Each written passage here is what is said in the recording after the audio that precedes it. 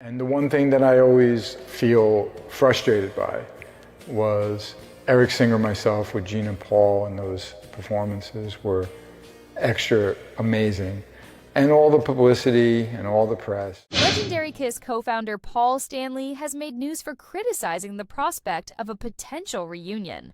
The rock star, who has been a defining voice and face of the group for decades, did not mince words when responding to rumors that the legendary band would play again following their final tour. Stanley is now drawing a clear line, stating that a comeback is not going to happen, despite the fact that fans have been chatting with rumors ever since the band concluded what was billed as their last chapter. Rumors began to circulate soon, after Kiss finished their enormous farewell tour, which was intended to be the band's final departure. Despite the grand farewell, several industry insiders claimed that discussions were still taking place behind the scenes about reassembling the original roster for a single concert or possibly a brief run of performances. Many devoted fans found it nearly impossible to resist the prospect of seeing Stanley, Gene Simmons, Frehley, and Peter Criss together one more. Stanley, on the other hand, has firmly closed that door, stating that the farewell tour was meticulously organized and carried out for a purpose. Stanley clarified that the decision to stop the band's touring was not made hastily. He and the other Kiss members wanted to commemorate the band's nearly 50-year heritage while providing fans with an experience they would never forget. In order to leave the stage on a positive note, the farewell performances were designed to honor all that the group has accomplished.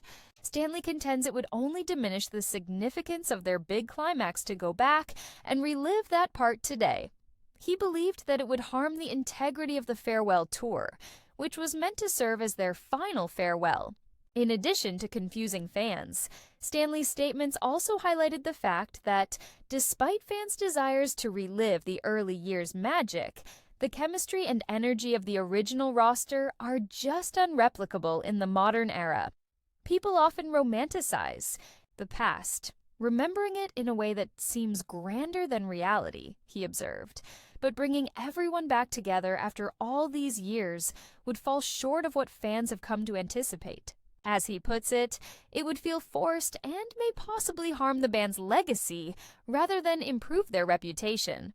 Following weeks of conjecture stoked by conversations on social media, interviews with former members, and conjecture in entertainment publications, the rock singer finally made her remarks. Fans hoped that even though the farewell tour was over, a surprise reunion would still be in the works. Stanley's adamant rejection of such notion makes it apparent that he wants Kiss to be remembered for the farewell tour rather than a last-minute comeback. The last boat was exactly what it was meant to be, he said, the last chapter of one of the most influential rock groups of all time. Stanley expressed his unwavering gratitude to the fans, despite dismissing the notion of a reunion. He praised the band's amazing career-long support, which has included sold-out venues and countless admirers who have preserved their music. According to Stanley, Kiss has always been about more than just music. Unlike previous performances, the ensemble has been a theatrical spectacle, a community, and an experience.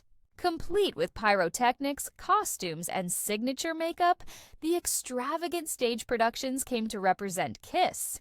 He felt that concluding that voyage with such a grand worldwide farewell was the ideal way to honor the band's distinct individuality. Stanley also emphasized the significance of maintaining the band's honor. Even though it was hard to say goodbye, he acknowledged that it was the correct thing to do. He believes that pursuing nostalgia or prolonging the situation would be unjust to the band's past as well as the expectations of the fans. He wants Kiss's last performance to be remembered as one of strength, vigor, and respect, rather than a stale attempt to reenact the past. According to him, it's preferable to leave people wanting more than to stay too long. The farewell tour itself attracted enormous crowds worldwide and was a spectacle.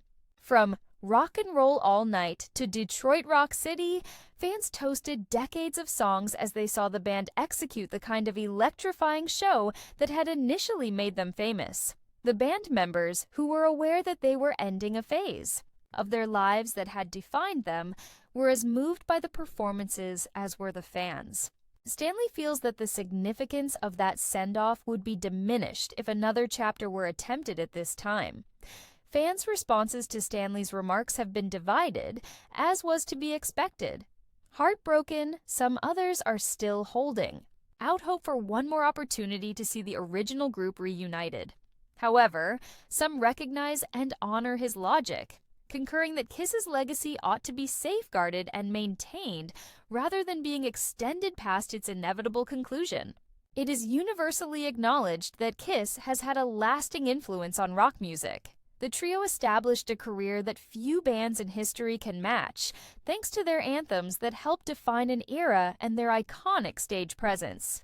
Regardless of whether they ever perform again, Kiss has already cemented their legacy in music. Stanley's remarks serve as a reminder that a band's legacy can endure for a long time by demonstrating that occasionally leaving on top is the best course of action. As of right now, it seems that a Kiss reunion, at least with Stanley involved, is permanently out of the question. For generations of fans who followed Kiss's journey, and for those who are only now discovering their sound, the band's music, images, and legacy will endure even in the absence of another comeback.